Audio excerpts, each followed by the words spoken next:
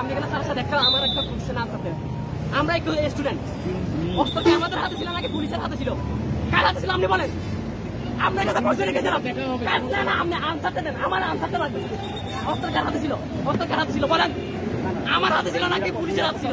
না আপনি আপনি আপনি আনসারটা দেন, আপনি আনসারটা দেন। আমার নিরাপত্তা বাহিনীর কাছে অস্ত্র থাকবে। নিরাপত্তা বাহিনীর কাছে অস্ত্র থাকবে, তাই বলে এরকম সাঁতালি স্টুডেন্টের কাছে গুলি করতে পারবে, এটার অধিকার দেয় না। এখানে গুলি বলছে কি বলে, এখানে স্যারের থেকে স্যারকে এগুলো ইনসিডেন্ট বলতে আমাদের স্টুডেন্ট পুলিশ থেকে হচ্ছে কিনা স্যারের গায়ে কেন পড়ছে? শুনেন, স্যারের গায়ে কেন পড়ছে? কারণ স্যার ছিল আমাদের সাথে, স্যার ছিল আমাদের সাথে, স্যার আমাদের সাথে ছিল, সেজন্য পুলিশ যখন আপনারা উঠেন, রাস্তা ক্লিয়ার হয়ে গেছে। স্যারের গায়ে পড়ছে।